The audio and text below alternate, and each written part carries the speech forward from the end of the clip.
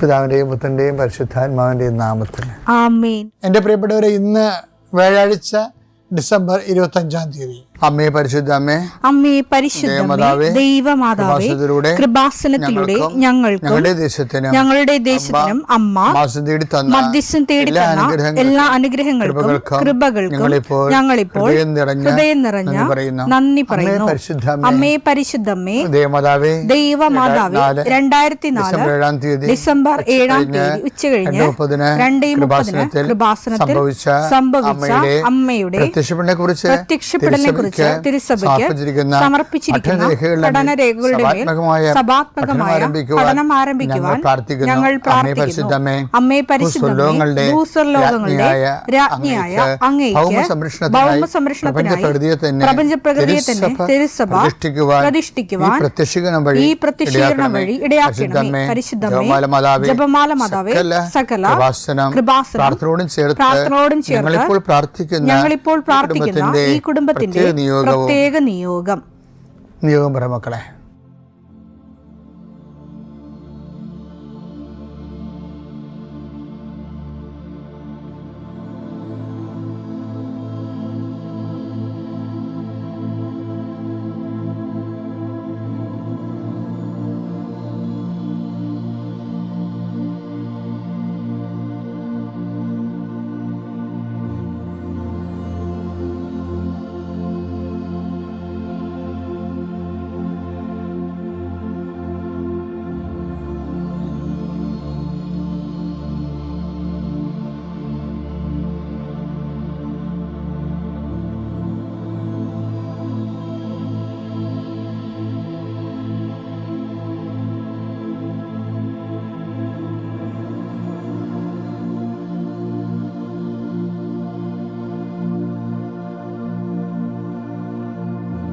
അമ്മയുടെ പ്രത്യക്ഷീകരണത്തിന്റെ ഈ അനുഗ്രഹവേളയിൽ ഞങ്ങൾക്ക് സാധിച്ചു തരുവാൻ കനിയണമേ. ആമേൻ. വിശ്വാസ പ്രമാണം. സർവശക്തനായ പിതാവും ആകാശത്തിന്റെയും ഭൂമിയുടെയും സൃഷ്ടാവുമായ ദൈവത്തിൽ ഞാൻ വിശ്വസിക്കുന്നു. അവിടുത്തെ ഏകപുത്രനും ഞങ്ങളുടെ കർത്താവുമായ ഈശോ മിശിഹായിലും ഞാൻ വിശ്വസിക്കുന്നു. ഈ പുത്രൻ പരിശുദ്ധാത്മാവിനാൽ ഗർഭസ്ഥനായി കന്യകാമറിയത്തിൽ നിന്ന് പിറന്ന് പൊന്തിയോസ് പീലാത്തോസിന്റെ കാലത്ത് പീഡകൾ സഹിച്ച് കുരിശിൽ തറയ്ക്കപ്പെട്ട് മരിച്ച് അടക്കപ്പെട്ട് പാതാളങ്ങളിൽ ഇറങ്ങി മരിച്ചവരുടെ ഇടയിൽ നിന്ന് 3-ാം നാൾ ഉയർത്ത് സ്വർഗത്തിലേക്ക് എഴുന്നള്ളി സർവശക്തിയുള്ള പിതാവായ ദൈവത്തിന്റെ വലതുഭാഗത്തിരിക്കുന്നു. അവിടെ നിന്ന് ജീവിക്കുന്നവരെയും മരിച്ചവരെയും വിധിക്കുവാൻ വരുമെന്നും ഞാൻ വിശ്വസിക്കുന്നു. പരിശുദ്ധാത്മാവിലും ഞാൻ വിശ്വസിക്കുന്നു. വിശുദ്ധ കത്തോലിക്കാ സഭയിലും പുണ്യവാന്മാരുടെ ഐക്യത്തിലും പാപങ്ങളുടെ മോചനത്തിലും ശരീരത്തിന്റെ ഉയർപ്പിലും നിത്യമായ ജീവിതത്തിലും ഞാൻ വിശ്വസിക്കുന്നു. ആമേൻ. സുഖസ്ഥനായ ഞങ്ങളുടെ പിതാവേ, അങ്ങയുടെ നാമം പൂജിതമാകണമേ. അങ്ങയുടെ രാജ്യം വരണമേ. അങ്ങയുടെ തിരുമനസ് സ്വർഗത്തിലെ പോലെ ഭൂമിയിലും ആകണമേ. അന്നു വേണ്ടുന്ന ആഹാരം ഇന്ന് ഞങ്ങൾക്ക് തരണമേ. ഞങ്ങളോട് തെറ്റ് ചെയ്യുന്നവരോട് ഞങ്ങൾ ക്ഷമിക്കുന്നത് പോലെ ഞങ്ങളുടെ തെറ്റുകൾ ഞങ്ങളോടും ക്ഷമിക്കണമേ. ഞങ്ങളെ പ്രലോഭനത്തിൽ ഉൾപ്പെടുത്തരുതേ, തിന്മയിൽ ഞങ്ങൾ രക്ഷിക്കണമേ. ആമേൻ. നന്മ നിറഞ്ഞ മറിയമേ, സ്വസ്തി. കർത്താവ് അങ്ങയുടെ കൂടെ സ്ത്രീകളിൽ അങ്ങ് അനുഗ്രഹിക്കപ്പെട്ടവളാകുന്നു.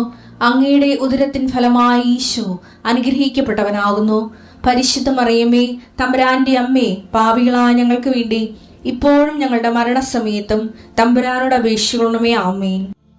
കർത്താവേ, നിന്റെ ഉന്നതമായ നാമത്തിന് സ്തോത്രം ചെയ്യുന്നു. കർത്താവേ, നിന്റെ വിശുദ്ധ പൗരോഹിത്യത്തെ മഹത്വപ്പെടുത്തണമേ. കർത്താവേ, സഭയിലുള്ള സാന്നിധ്യം പ്രകടമാക്കണമേ. 40 വർഷം ഞാൻ അർപ്പിച്ച കൃപാനയുടെ യോഗ്യതയാൽ കൃപാസ്ഥാനത്താറെ ജീവനോടെ പ്രത്യക്ഷപ്പെട്ട പരിശുദ്ധ അമ്മയുടെ മാധ്യസ്ഥത്തിലെ കർത്താവേ, കുടുംബം വന്ന് പെട്ടിരിക്കുന്ന വഴികൾ ഒരു തീരുമാനം എടുക്കാൻ പറ്റാത്തവർ, പല വിഷയങ്ങളെക്കുറിച്ച് ഏത് ജോലിക്ക് പോകണം, ഏത് നാട്ടിൽ പോകണം, ഏത് രാജ്യത്ത് പോകണം എന്നറിയാൻ പാടില്ലാതെ വിഷമിക്കുന്നവർ, എന്ത് പഠിക്കണം എന്നറിയാൻ പാടില്ലാതെ വിഷമിക്കുന്നവർ, ഒരു തീരുമാനം എടുക്കാൻ പറ്റാത്തവർ, അവർക്ക് പരിശുദ്ധാത്മ പ്രവർത്തിച്ചുകൊണ്ട് അവർക്ക് പുതിയ തീരുമാനം എടുക്കാൻ കർത്താവ് നിങ്ങളെ സഹായിക്കട്ടെ. രോഗപീഠകൾ, വേദന രോഗങ്ങൾ, മറ്റ് വ്യക്തികളുമായിട്ടുള്ള വഴക്കുകൾ, കേസുകൾ, കോടതി കേസുകൾ, പോലീസ് കേസുകൾ, ഇൻ്റർവ്യൂകൾ, ടെസ്റ്റുകൾ, പരീക്ഷാ ഫലങ്ങൾ നിങ്ങൾക്ക് അനുകൂലമായിരിക്കാൻ പരിശുദ്ധ മാതാവിൻ്റെ മധ്യസ്ഥതയിൽ ഞാൻ നിങ്ങളെ യേശുനാമത്തെ ആശീർവദിക്കുന്നു. നിത്യപിതാപുത്രൻ പരിശുദ്ധാത്മാവിനെ നയിക്കുവാവേ. എൻ്റെ പ്രിയപ്പെട്ടവരെ,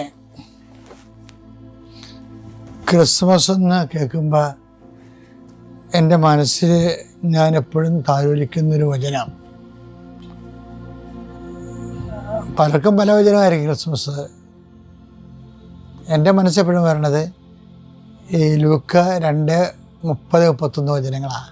എന്തെന്നാൽ സകല ജനതകൾക്കും വേണ്ടി, അതാണ് സകല ജനതകൾക്കും വേണ്ടി അങ്ങ് ഒരുക്കിയിരിക്കുന്ന രക്ഷ എന്റെ കണ്ണുകൾ കണ്ടു കഴിഞ്ഞു.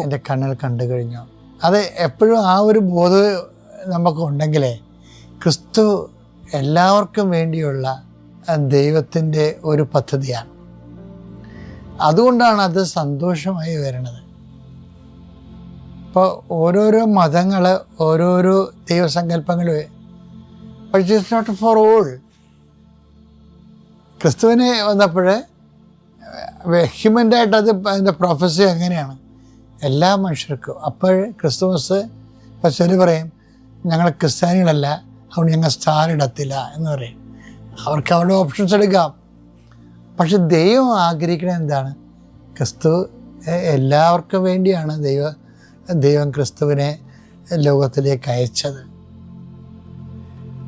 അപ്പം അതുകൊണ്ട് സഭയിലുള്ളവരും ക്രിസ്തു എല്ലാവർക്കും വേണ്ടിയുള്ളവരാണ് എന്നുള്ള ബോധ്യം ഏറ്റവും കുറവുള്ള ഒരു സമൂഹമാണ് ഈ മലയാള സമൂഹം. കുറേ കാലങ്ങൾ നമ്മൾ സുവിശേഷം കൈമാറാതെ ഇരുന്ന് വരേണ്യ സവർണ വർഗത്തിന് മാത്രം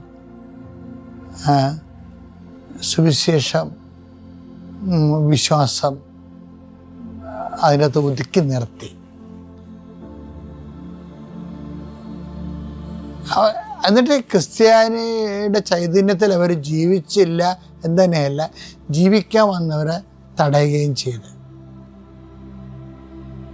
അങ്ങനെ ഒരു കുറേ കാലം വെറുതെ മറ്റുള്ളവരെ ഇത് ന്യായസ്ഥാനപ്പെടുത്തുക എന്നുള്ളതും തന്നെക്കാൾ കുറഞ്ഞവരാണെന്ന് കുറേ ആൾക്കാർ ബ്രാൻഡ് ചെയ്ത് എന്നിട്ട് അവരെ ന്യായസ്ഥാനപ്പെടുത്തി നമ്മുടെ കൂട്ടത്തിലേക്ക് എടുക്കാതിരിക്കാൻ വേണ്ടി ഇന്നും സ്പർദ്ധയുള്ളവരുണ്ട്.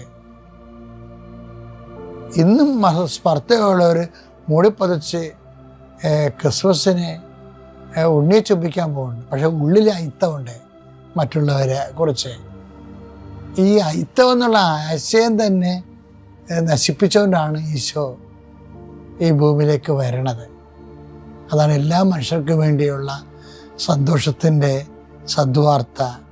ഇത് ഈ സുവിശേഷം പിടിച്ചു വെച്ചും കൊടുക്കാതെയും 1500ഓളം വർഷങ്ങളാണ് കേരളത്തിൽ ക്രിസ്ത്യൻസ് വേസ്റ്റാക്കി കളഞ്ഞത്. അത് നിസ്സാര കാര്യമല്ലത്. ഇവിടെ പോർച്ചുഗീസ് മിഷൻസ് വന്നപ്പോഴാണ് എല്ലാവരെയും കർത്താവിൻ്റെ ഈ സുവിശേഷത്തിലേക്ക് അവർ കഷ്ടപ്പെട്ടായാലും പണിപ്പെട്ടായാലും പാടുപെട്ടായാലും പ്രാർത്ഥിച്ചായാലും അവർ ഇന്ത്യയെ സുവിശേഷവൽക്കരിച്ചത്. അത് നമുക്ക് ചരിത്രമാണത്, അങ്ങനെയൊന്നും തൊടാൻ പറ്റത്തില്ല. ചരിത്രമാണത്. ഇന്നും മേൽക്കോയ്മകളുടെ അടിവേരുകളെ കണ്ടെത്തിക്കൊണ്ട് തങ്ങൾ എന്തോ കൂടിയ ഒരു ജാതിയാണ് എന്ന് സ്വയം ധരിച്ചിട്ട് നമ്മളെ കൂടിയ ജാതിയാണെന്ന് പറയുമ്പോൾ സ്വാഭാവികമായിട്ട് വരാൻ പോകുന്ന വിഷയം എന്താണ്? ബാക്കിയുള്ളത് കുറഞ്ഞവരാണെന്ന് നമ്മൾ പറയേണ്ടി വരും. പറയാതെ പറയും. പക്ഷേ സത്യം പറഞ്ഞാൽ ഹിസ്റ്ററി ശരിക്കും പരിശോധിക്കുകയാണെങ്കിൽ ഇപ്പം പകലോ മറ്റും കുടുംബം എന്ന് പറഞ്ഞാലും സൂര്യാരാധനയുള്ള ബുദ്ധമതക്കാരാ. കിള്ളിലെന്ന് പറയണതും ബുദ്ധമത കുലങ്ങളുടെ പേരാ. ഈ ക്രിസ്തു മാർഗത്തിലേക്ക് ആദ്യകാലങ്ങൾ വന്നതെല്ലാം ബൗദ്ധമാർഗങ്ങൾ ഉണ്ടായിരുന്ന ആൾക്കാരാണ് വന്നിരിക്കണത്. അപ്പം എൻ്റെ വിഷയം എന്ന് പറയണത് ഈ ബൗദ്ധമാർഗങ്ങളിൽ നിന്ന് വന്നെങ്കിലും പിന്നീട് ആര്യന്മാർ ഇൻവേഡ് ചെയ്ത് കഴിഞ്ഞപ്പോൾ, നമ്മുടെ സാംസ്കാരിക ഇൻവേഷൻ നടത്തി കഴിഞ്ഞപ്പോൾ ഇവിടുത്തെ ഒരു വിഭാഗം ക്രിസ്ത്യൻസ് അവരുടെ കൂടെ അവരുടെ ഒരു റലത്തിൽ പെടാൻ വേണ്ടി പാടുപെട്ട് അങ്ങനെ സവർണ ആധിപത്യം നേടിയിരുന്നപ്പോൾ അവരയിത്തമുള്ളവരായത് കാരണം അവരും അവരുടെ നിലവാരവും വലിയ നിലവാരമായിട്ട് നമ്മൾ മനസ്സിലാക്കുകയും സുവിശേഷത്തെ വീണ്ടും ആര്യവൽക്കരിച്ചു. സുവിശേഷത്തെ ആര്യവൽക്കരിച്ചതാണ് കേരളത്തിൽ നടന്ന ഏറ്റവും വലിയ സുവിശേഷ വചനഹത്യ എന്ന് പറയുന്നത്. ഇത് ക്രിസ്മസിനെതിരാണ്. എന്താ വിഷയം എന്ന് വെച്ച് കഴിഞ്ഞാൽ, ആര്യവൽക്കരണം എന്ന് പറയുമ്പോൾ ജാതിവൽക്കരണം വരുമല്ലോ അതിൻ്റെ അകത്ത്. അപ്പോൾ ജാതി വരുമ്പോൾ ജനിതകമായിട്ട് വരുമല്ലോ. അപ്പം അത് ആ വിഷയം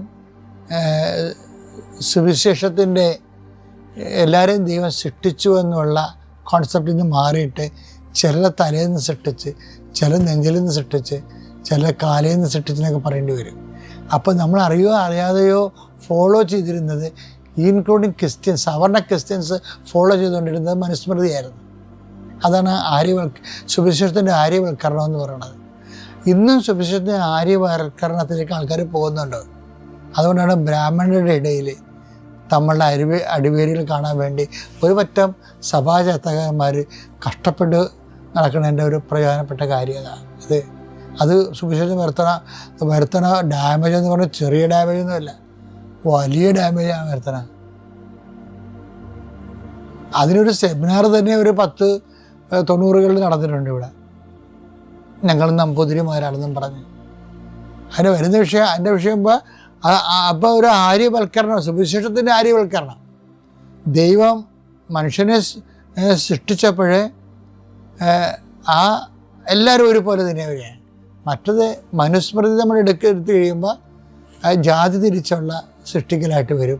നമ്മൾ അറിഞ്ഞോ അറിയാതെയോ സത്യവിശ്വാസത്തെ വ്യതിചലിച്ചിട്ട് മനുസ്മൃതി ഫോളോ ചെയ്യുന്ന ആര്യ സുവിശേഷമാണ്.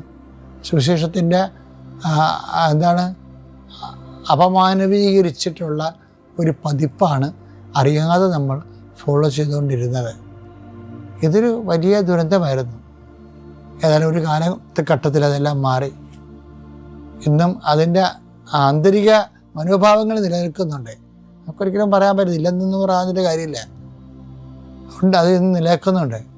അതുകൊണ്ട് അവിടെയെല്ലാം വെളിച്ചമാകണം ഇതാണ്. എന്താണ്? എല്ലാ മനുഷ്യർക്കും വേണ്ടിയുള്ള സന്തോഷത്തിൻ്റെ സദ്വാർത്ത. അതാണ് ക്രിസ്തു. ആ സദ്വാർത്തയുടെ സന്തോഷം എല്ലാവർക്കും ലഭിക്കട്ടെ എന്ന് ആശംസിക്കുന്നു. എല്ലാവർക്കും ഹാപ്പി ക്രിസ്മസ്.